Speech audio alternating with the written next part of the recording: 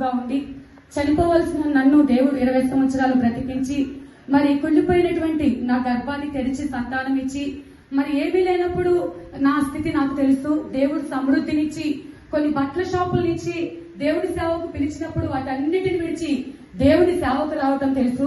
సేవకు వచ్చాక ఎన్నో అవమానాలు పొందుకొని ఎన్నో తిరస్కారాలు పొందుకొని మరి కనీసం ఇంతద్దె కూడా కడతానా లేదా, నా పిల్లల్ని కూడా పోషించుకుంటానా లేదో తెలియనటువంటి నా పరిస్థితి. కానీ దేవుడి ప్రేమ గురించి నేను చెప్పకుండా ఏ ప్రాంతములకైనా వెళ్లి చెప్పకుండా నేను ఉండలేను. ఆయన మీద ఉన్న ప్రేమతో నేను ఆలోచించేవాన్ని.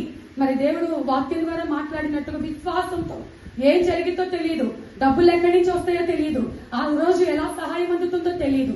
అయితే ఆ రోజు నేను మీటింగ్కు ఇవన్నిటిని మనసంతా చాలా గలిబిలిగా ఉంది, వేదనగా ఉంది. మీటింగ్ కు ముందు వెళ్లాలనుకున్నాను, లేట్ అయిపోయిందని ఆ మందిరానికి వెళ్ళాను. కాలేబయ్య గారి మినిస్ట్రీస్ కి నేను వెళ్ళాను. ఎప్పుడు మరి వాక్యం ముందు వెళ్లేదాన్ని, కానీ వాక్యం స్టార్ట్ అయిపోయింది, జరుగుతూ ఉంది. వాక్యం చెప్తూ ఉన్నారు సేవకులు ప్రశాంత్ జోషి గారు. వాక్యం చెప్తూ ఉన్నప్పుడు మరి ఆయన ఆత్మతో నింపబడి ఇలా మాటలు మాట్లాడుతూ ఉన్నారు. స్టార్టింగ్ నుంచి నేను అక్కడ అడుగు పెట్టిన అక్కడ ఆ క్షణం నుంచి రెండయ్యేంత వరకు దేవుడు నాతో సూటిగా మాట్లాడుతున్నాడు. హల్లెలూయా. నా కన్నీళ్లు కారిపోతుంది.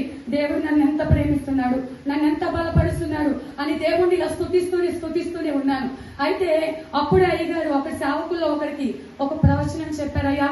ఆయన చెప్తూ ఉన్నప్పుడు నేను ఆ మనసులో అనుకుంటున్నాను, అయ్యా నాతో మాట్లాడవా, ఒక మాట నన్ను మాట్లాడవా, నువ్వు నన్ను చూస్తున్నావని మాట్లాడవా అని చెప్పి నేను అడుగుతున్నానండి. అలాగే స్తుతిస్తూ ఉన్నాను. అయితే సేవకులు వెంటనే, ఆయన ఎవరో నాకు తెలియదు, ఎప్పుడు నేను ఆయనకు చూడలేదు, ఆయనకి నేనెవరో తెలియదు, అక్కడ ఉన్నటువంటి నన్ను లేపి నిలబెట్టారు. సేవకులందరూ ఉంటున్నారు. వారి మధ్యలో ఆయన అంటున్నారు, నీవు నీ ఇంటి డాబా మీదకి దేవుడి మహిమ దిగి వస్తుంది, అక్కడ రెట్టింపు కార్యాలు దేవుడు జరిగించబోతున్నాడు, ఒక నూతనమైన ఉజ్జీవ కార్యాలు. 3 సంవత్సరాలుగా నువ్వు అన్ని వదులుకొని వచ్చి దేవుడి పని చేస్తున్నాను.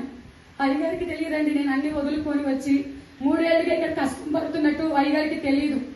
అయినప్పటికీ ఆయన చెప్తున్నారు, 3 ఏళ్లుగా నువ్వు అన్ని వదులుకొని వచ్చి కన్నీరు కారుస్తూ నువ్వు దుఃఖపడుతూ నన్ను ఎవరు చూడట్లేదు, నా పరిస్థితి ఏంటి ఇలా ఉంది అనుకుంటున్నావేమో. దేవుడు నిన్ను చూస్తున్నాడు, నీ యందు ఆయన ఆనందిస్తున్నాడు. నువ్వు దేవుడిలో ఎంత ఆనందిస్తావో అంత ఆనందించు.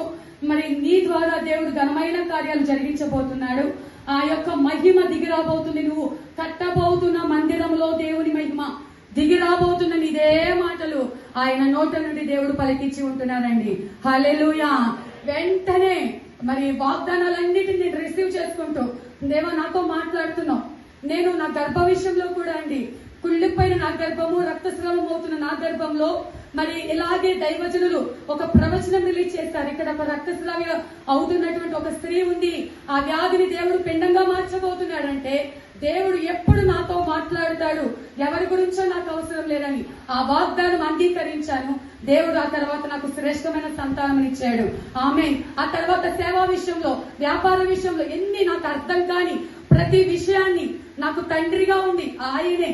ఇటు వెళ్ళొద్దు, ఇది చెయ్యి, దేవుడు చెప్పాడా, ఎవ్వరి మాట విననండి. అందరు అనుకుంటారు మరీ ఎక్కువ కాకపోతే మందిరమే కొనలేదు, స్థలమే కొనలేదు, అప్పుడే ప్రతిష్ట డేటు పెట్టిందంట. చాలా మంది సేవకులు నన్ను చాలా పిచ్చిదానిగా మాట్లాడారు. నాకు బాగా సపోర్ట్ చేసేవాళ్ళు, ప్రేమతో మాట్లాడేవాళ్ళు. వీళ్ళ దగ్గర అకౌంట్ లో డబ్బులు ఉంటాయి. మొన్ననే అంత పెద్ద మీటింగ్స్ పెట్టింది, మళ్ళీ అంతలోకే మందిరం ఎక్కడి నుంచి కొంటారు? నిజం చెప్తాండి, మందిరము ఆ స్థలము కొనాలన్న ఆలోచన గాని ఆశ లేదు. తక్కువకు వస్తుంది, కొంటే బాగుండు, ఎవరి పేరు మీద లోన్ ఇస్తే బాగుండని అప్పటికి చాలా మందిని మీ పేరు మీద లోన్ పెట్టుకోండి నేను కట్టుకుంటానని బ్రతిమిలాడాను.